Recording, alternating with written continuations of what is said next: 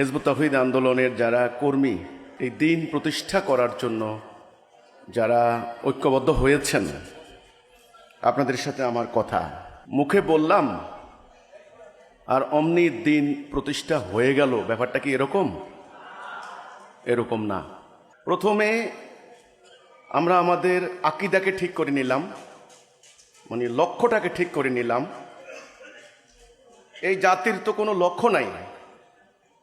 যারা পীর মানে সুফিবাদী তরিকা, তারা উম্মাকে একদিকে তাদের লক্ষ্য ঠিক করে দিয়েছে, মানে আত্মার ঘষা মাজা করে, দরজা বন্ধ করে, বিভিন্ন ধরনের তরিকা উদ্ভাবন করে তারা ফানাফিল্লা বাকাবিল্লা হয়ে যাচ্ছে। এটা উম্মতে মুহাম্মদী আল্লাহ রাসূল যে কাজ করেছেন ঠিক তার বিপরীত। আরেকটা তরিকা, বাংলাদেশের যারা রাজনীতি করে, ধর্মের নামে রাজনীতি করে, তাদের বিভিন্ন মার্কা আছে দেখবেন। যখন নির্বাচন আসে তখন তারা প্রত্যেকটা দলে বলে আমার মার্কায় ভোট দাও, এটা জান্নাতের টিকিট। হাসরের দিন পরকালে ব্যালট না, এটা হলো জান্নাতের টিকিট। আর ভোট হলো জিহাদ, আর ভোটের কেন্দ্র জিহাদের ময়দান। এই হচ্ছে যারা ইসলাম নিয়ে রাজনীতি করে তাদের একটা তরিকা ব্যাখ্যা। ওরা গণতান্ত্রিক প্রক্রিয়ায় নির্বাচন করে ভোট করে তারা রাষ্ট্র ক্ষমতায় ইসলামকে প্রতিষ্ঠা করতে চায়, এই একটা তরিকা। ওটা কিন্তু আল্লাহ রাসূলের তরিকার ধারে কাছেও নাই, ওটা নয়। আরেকটা তরিকা হলো এই কোনো কথা নাই বার্তা নাই, এখানে বোমা হামলা, ওখানে পর্যটক গাড়িতে হামলা, এ ধরনের উগ্রবাদী কর্মকাণ্ড, এ একটা তরিকা। বুকে বোম বাইন্দা মারা যাচ্ছে, এ একটা তরিকা গেল। এবার সাধারণ ধর্মপ্রাণ মুসল্লি যারা, আমরা বলি ধর্মপ্রাণ মুসল্লি, সাধারণ মুসল্লি, ওনারা ডাইনেও না বামেও না, ওই পীরের তরিকাও না, ওই রাজনৈতিক দলও না, কিছু না। ওনারা করে শিখাইছে কেরা যে ভাই নামাজ কালাম পড়ো, 40 দিন যদি নামাজ কাজা না করতে পারো তোমার জন্য স্বর্গ নিশ্চিত হয়ে গেছে। এইবার ঘুষ খায়, এবার সুদ খায়, যাই কিছু করে, বাড়ির সামনে একটা মসজিদ দিয়া 5 ওয়াক্ত নামাজে খালি মসজিদে যায় আর আসে, এটা তার ইসলাম হয়ে গেছে। রাষ্ট্রে আল্লাহর আইন চলে না ব্রিটিশের আইন চলে, এটা তার দেখার বিষয় না। তাকে আপনি প্রশ্ন করেন, ভাই আপনি যে খালি নামাজ পড়েন আর আসেন, যান, রোজা রাখেন, রাষ্ট্রীয় জীবনে তো আল্লাহর আইন প্রতিষ্ঠা করতে হবে। আরে ভাই এটা আমাদের কাজ না, এটা নবী করে গিয়েছে, নবীর কাজ, এটা আমাদের কাজ না। শেষ। ইসলামের এই যে নানান ফেরকা, নানান তরিকা, আসলে আল্লাহ রাসূলের ইসলামটা কোনটা সেটা বুঝতে হলে রাসূলুল্লাহর পুরা জীবনীটা এক নজরে দেখতে হবে। এই এক নজরে দেখার নাম হলো আকীদা। এটা ভুল হলে সব শেষ। রাসূল প্রথমে কি করলেন? তাওহীদের উপরে একটা জাতিকে ঐক্যবদ্ধ করলেন, জাতির লক্ষ্য ঠিক করে দিলেন। তারপরে কি করলেন? মদিনায় গিয়ে সেই সংখ্যাকে নিয়ে, তাদেরকে নিয়ে 78টা যুদ্ধ করলেন। রণাঙ্গনে ওনার সঙ্গীরা শহীদ হলেন, আহত হলেন, রক্তাক্ত হলেন, বাড়িঘর ত্যাগ করলেন। মেয়েরা স্বামীকে জেহাদের ময়দানে পাঠিয়ে দিয়ে তারা বিধবা হয়ে গেলেন, সন্তান পিতাহারা হয়ে গেল, এতিম হয়ে গেল। এই যে উম্মার চরিত্র, উম্মার যে একটা বৈশিষ্ট্য, আল্লাহর দ্বীন প্রতিষ্ঠার সংগ্রাম, এইটা কার সাথে মিলে? আপনি দেখেন তো একটু। যারা ধর্মের নামে রাজনীতি করে তাদের সাথে মিলে? মিলে কি না বলেন? মিলবে না। যারা পীর সুফিবাদী লাইনে, তাদের সাথে মিলে? মিলবে না।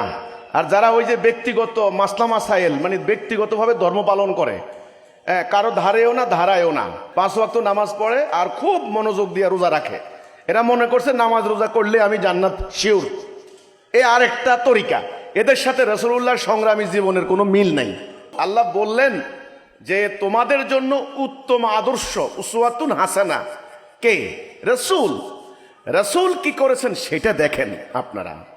তাই রাসূল পাক সাল্লাল্লাহু আলাইহি সাল্লাম আগে উম্মাকে তাদের লক্ষ্য ঠিক করে দিয়েছেন। লক্ষ্য হিজবুত তাওহীদ। আজকে আপনারা যারা আমার হাতে বায়াত নিলেন, আগেও যারা সদস্য হয়েছেন, এখানে অনেক আলেম ওলামা আছেন, অনেক হাফেজে কোরআন আছেন, অনেক স্কুলের শিক্ষক আছেন, অনেক কলেজের প্রফেসরও থাকতে পারেন, এখানে অনেক গৃহিণী আছেন, অনেক সরকারি বেসরকারি চাকরি করেন, অনেক স্টুডেন্ট আছেন, অনেক রাজনৈতিক নেতাও আছেন। এখানে আমি দেখছি অনেকে বিএনপিও করেন, আওয়ামী লীগ করেন, জাতীয় পার্টি করেন। বাংলাদেশ যেহেতু এগুলাই দল, তো এইসব দলের সঙ্গে সম্পৃক্ত, জামাত শিবিরও করে, এরকম লোক আছে না এখানে? আমি আপনাদের জ্ঞাতার্থে বলতে চাই, এত বিক্ষিপ্ত বিচ্ছিন্ন উম্মতে মুহাম্মদী ছিলেন না। উম্মতে মুহাম্মদীর লক্ষ্য হবে একটা। সেই লক্ষ্যটা কি? সংগ্রাম করে জানমাল দিয়ে আল্লাহর এই জমিনে আল্লাহর দ্বীনটাকে প্রতিষ্ঠা করা, এটা হলো লক্ষ্য। এই লক্ষ্য থেকে আপনারা বিচ্যুত হইতে পারবেন না। আপনি রওনা দিয়েছেন ঢাকায়, সামনে হলো ভালুকা, ভালুকায় যাওয়ার পরে যদি আপনি পশ্চিম দিকে রওনা দেন, তাহলে আপনি কি লক্ষ্য বিচ্যুত হলেন না? অথবা গাড়িটাকে ইউটার্ন নিয়ে আবার ময়মনসিংহ চলে আসেন, লক্ষ্য বিচ্যুত হলেন না? আপনি ঢাকায় যতক্ষণ না পৌঁছছেন ততক্ষণ আপনার লক্ষ্য অর্জিত হবে না। রাসূলুল্লাহ চলে যাওয়ার পর, সাহাবীরা চলে যাওয়ার পর এই উম্মাহ কি নামাজ ত্যাগ করছে? না, নামাজ ত্যাগ করে নাই। রোজা রাখা বাদ দিয়েছে? না। মসজিদ বানানো বাদ দিয়েছে? না, আরো বড় বড় মসজিদ হয়েছে। কোরআন শরীফের অনুবাদ করা বাদ দিয়েছে? হাদিস কোরআনের জ্ঞান হাসিল করা, এটা কি বাদ দিয়েছে না বাড়িয়ে দিয়েছে? মসজিদ মাদ্রাসা নির্মাণ করা বাড়িয়ে দিয়েছে না বন্ধ করে দিয়েছে? একটা জিনিস বাদ দিয়েছে, একটা, সেটা হলো বিশ্বময় আল্লাহ দেওয়া দ্বীন প্রতিষ্ঠা করা। এটা বাদ দেওয়ার কারণে আল্লাহ রাব্বুল আলামিন ওদেরকে বাদ দিয়েছেন। একটা গাড়ির উদ্দেশ্য হচ্ছে আপনাকে এক জায়গা থেকে আরেক জায়গায় নেওয়া। গাড়ি যদি এই সার্ভিস দেওয়া বন্ধ করে দেয়, এই গাড়ি আপনি বিক্রি করে ফেলাইবেন। এই ফ্যানের উদ্দেশ্য কি? বাতাস দেওয়া। বাতাস দিতে না পারলে ফ্যান দিয়ে আপনি কি ঢং দেখবেন নাকি? তো আল্লাহ রাব্বুল আলামিন রাসূলকে দিয়ে একটা উম্মাহ তৈরি করেছেন। উদ্দেশ্য হচ্ছে মানুষ যেন আল্লাহর দাসত্ব করে, ইবলিসের দাসত্ব না করে। মানুষ যেন আল্লাহর আইন মেনে নিয়ে সুখে শান্তিতে বসবাস করতে পারে, দরজা খুলে ঘুমাতে পারে, মানবাধিকার প্রতিষ্ঠা হয়। এই জন্য রাসূলুল্লাহ দেখাই দিয়ে গেলেন, উনি উসওয়াতুন হাসানা, আপোষহীন সংগ্রাম, লড়াই, জিহাদ, কেতাল। এইটা যখন উম্মাহ বাদ দিয়েছে, বাদ দিয়ে উম্মার একদল ঢুকছেন খানকায়। খানকায় ঢুকে আত্মার ঘষা মাজা করে বিরাট সুফি দরবেশ হয়ে গেছে, ওটা দিয়ে আল্লাহর কিছু যায় আসে না। আরেক দল হয়ে গেছেন, খাতা কলম নিয়ে ঘরে ঢুকছেন, তাফসীরের উপর তাফসীর, ফিকার উপর ফিকা, মাসালা, এরপর হাদিস, লক্ষ লক্ষ হাদিস বিশারদ, মাদ্রাসায় বসে বসে বসে বসে সারা জীবন ধরে খালি এগুলা অর্জন করতেছেন, আর স্টুডেন্ট বাইর করতেছে। স্টুডেন্টরা আবার ওয়াজ মাহফিল করে এগুলাই করে। ও মানে মূল সংগ্রাম বাদ দিয়েছে। তা আল্লাহর কি এত বড় পণ্ডিতের দরকার আছে?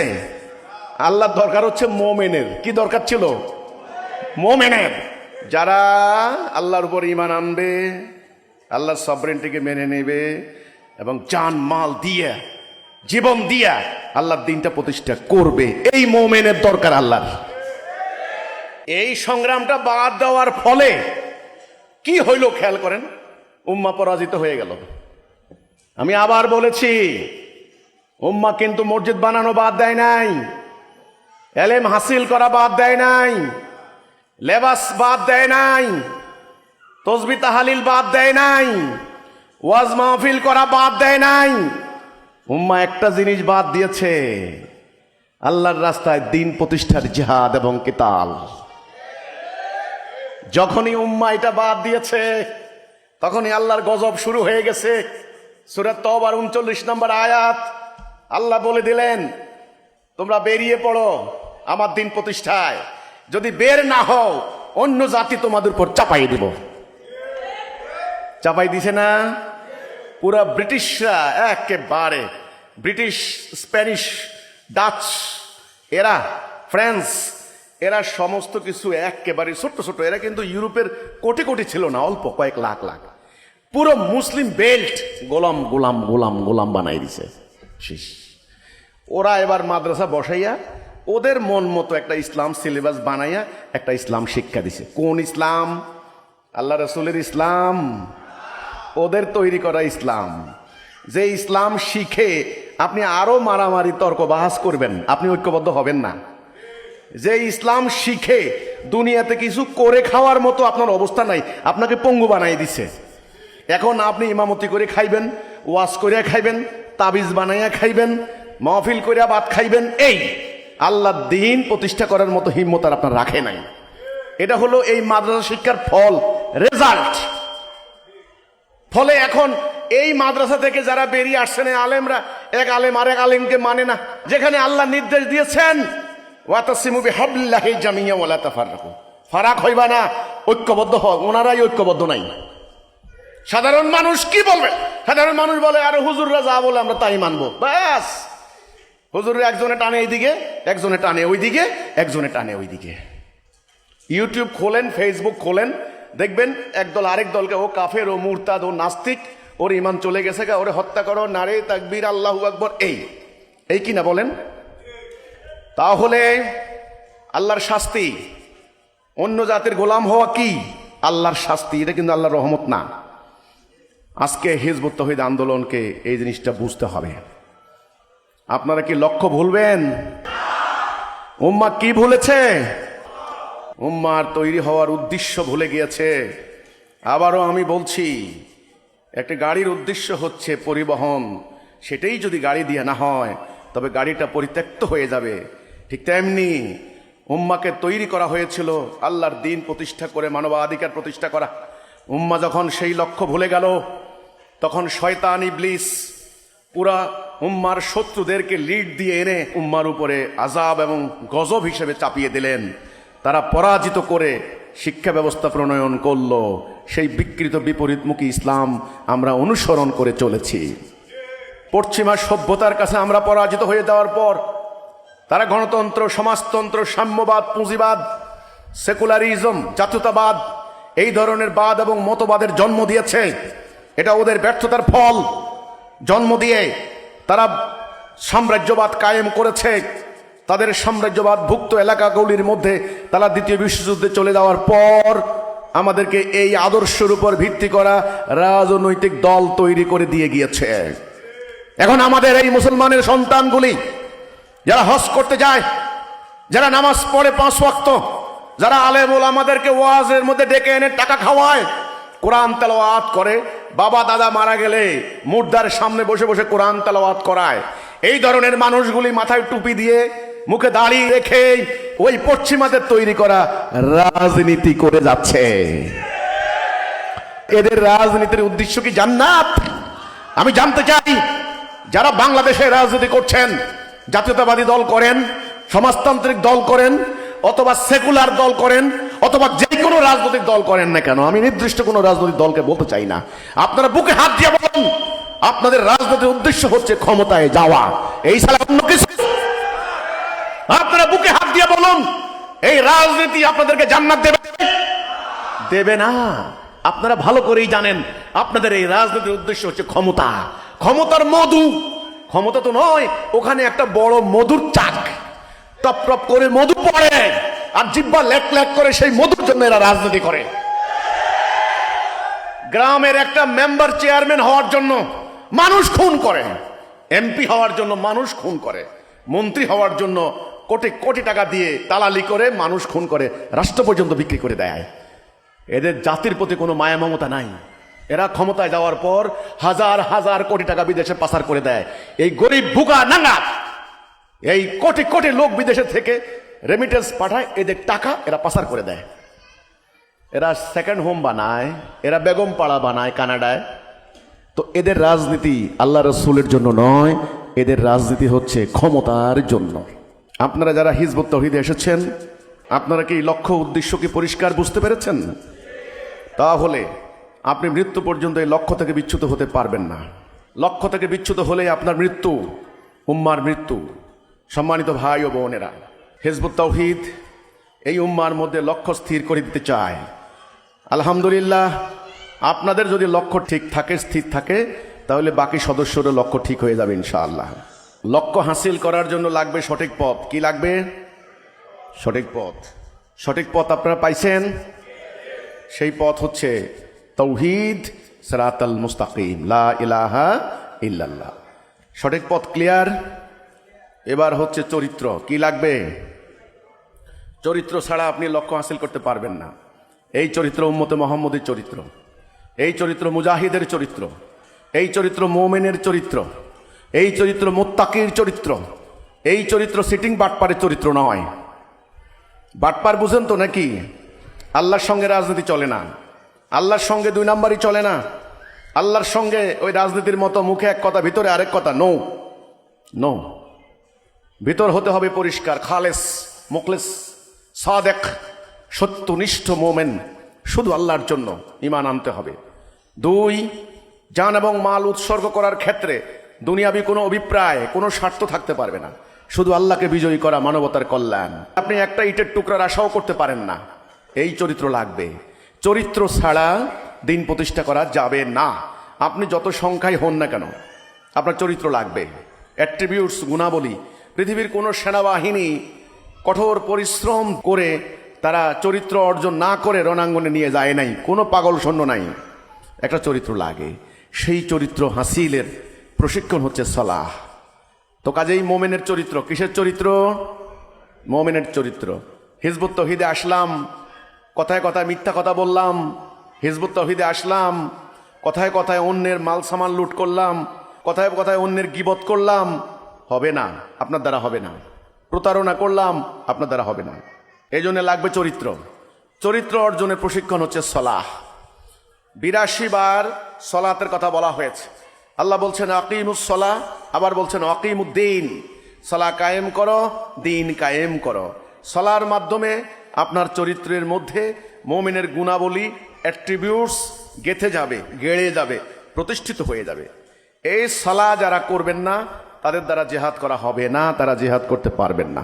জেহাদের ময়দান থেকে তারা পালাবেন, আমি লিখে দিলাম। আর যে পালাবে তার উপর আল্লাহ লানত, আল্লাহর গজব, গজব আল্লাহ কোরআনে বলে দিয়েছেন। পিঠ দেখাবে না, পৃষ্ঠ প্রদর্শন করবে না। অফিসে, বাড়িতে, আদালতে, যেখানেই যান, রাস্তাঘাটে, সালাতে যখন টাইম হবে আপনারা সালাহ কায়েম করে নেবেন। যদি আপনারা সালাহ কায়েম না করেন, আপনাদের চরিত্র হবে না। যদি চরিত্র না হয়, আপনারা জেহাদ করতে পারবেন না। যদি জেহাদ করতে না পারেন, দিন প্রতিষ্ঠা হবে না। দিন প্রতিষ্ঠা না হলে এই সমস্ত কষ্ট, আয়োজন, বালাগ, বক্তব্য, আলোচনা সব 0 0 0। এটা একটার সাথে একটা কিন্তু লাগানো, রিবেট করা। একটা গাড়ি খালি একটা গাড়ি না, এর সঙ্গে একটা ইঞ্জিন আছে। ইঞ্জিন এমনি এমনি চলে না, তেল আছে। এর ইঞ্জিনের খালি গাড়ি বলে না, এটার সঙ্গে একটা সেসিস আছে। সেসিসকে চালানোর জন্য চাকা আছে। আবার খালি চাকার উপর দিয়ে মানুষ যাইতে পারে না, একটা বডি বসা, বডির উপর একটা সিট দেয় মানে ভিতরে। এরপরে স্টিয়ারিং আছে, এরপরে লুকিং গ্লাস আছে। এ সব কিছু মিলে তো গাড়ি নাকি?